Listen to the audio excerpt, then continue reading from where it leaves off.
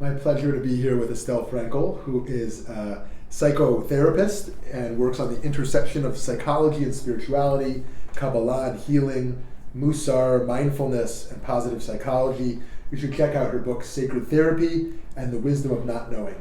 Thank you for taking this time. Pleasure to be here. So we're going to talk a little bit about Judaism and psychology. So I think the first question I would ask is, what brought you to ultimately bring together Judaism and psychology? Well, it's no coincidence that the field of psychology is saturated with Jews. Mm-hmm. Part of the legacy of Tikkun Olam on the individual level is healing the soul. It's no coincidence that Freud was Jewish.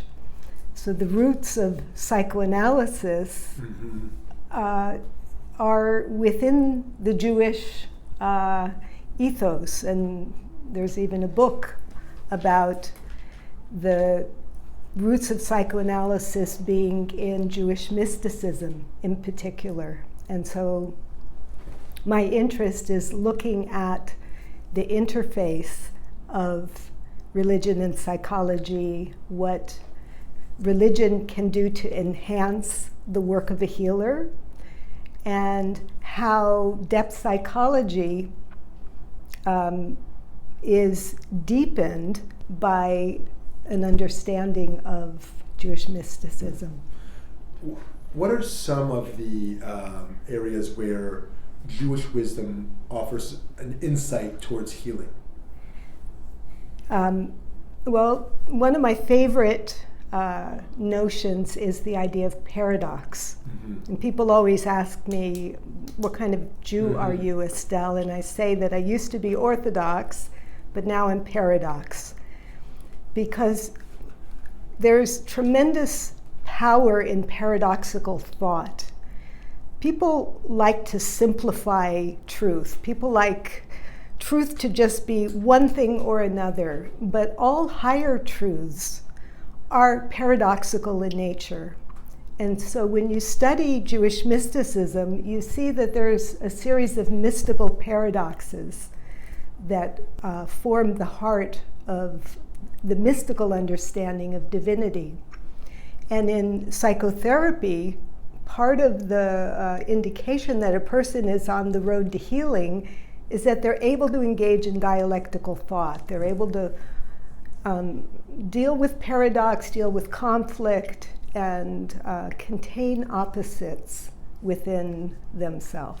Mm-hmm, mm-hmm. So that's a little bit of an answer. Yeah. So since you started to touch on it, what are other general signs that healing has happened or is occurring? You mentioned the move towards paradox. What are some other signs that it's working?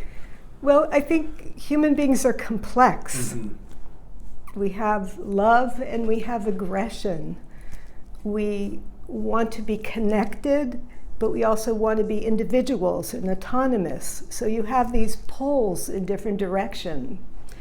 And healing happens when you're able to contain all of that, when you can make room not just for this is me, these are the parts of me I love, but when you can also make room for the parts of yourself that are not so attractive, that maybe you would like to reject, or what Jung called the shadow.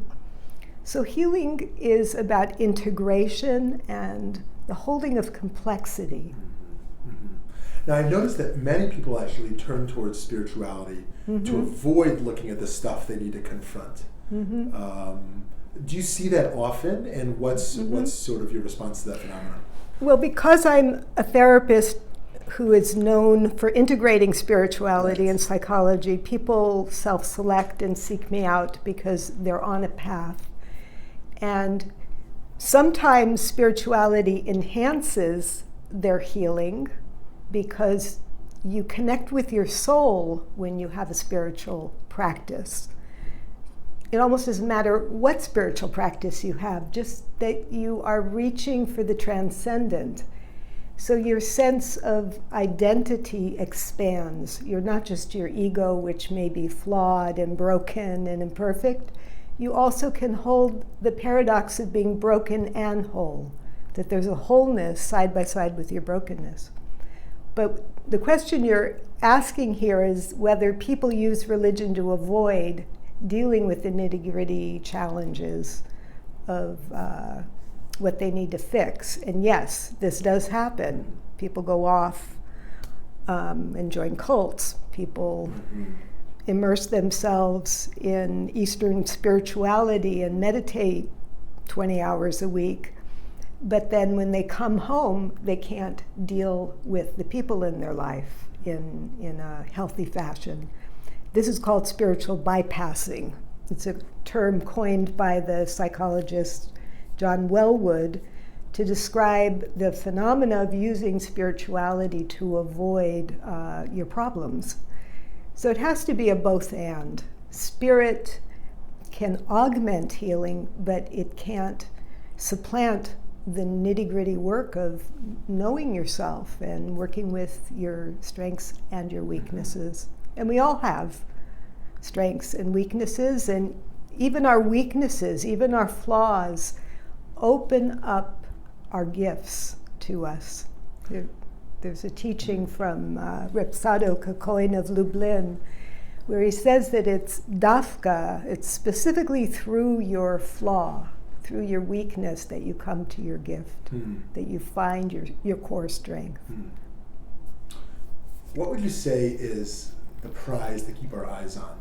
What's the end point we're striving for in our spiritual journey? Happiness, enlightenment? No. What would you say we're ultimately working towards through all this? Well, I think having a compassionate heart, kindness. I like what the Dalai Lama said, that kindness is his religion. And if religion doesn't make you more kind and loving to everyone you know, it's probably not a truthful path. So I don't think it guarantees happiness in the sense of always being happy, but maybe a sense of meaning and contentment and peace within yourself, or at least an ability to hold the turmoil with compassion. Beautiful. So you're really dealing with a higher ethic, essentially, a spirituality that emanates or flows from us to help bring healing into the world and into relationships, ultimately. Yeah. Beautiful. Thank you so much. Okay. And we encourage others to listen to our podcast, which we'll post below, and to check out the books, The Wisdom of Not Knowing and Sacred Therapy. Keep up the wonderful work. Thank you. Thank you so much.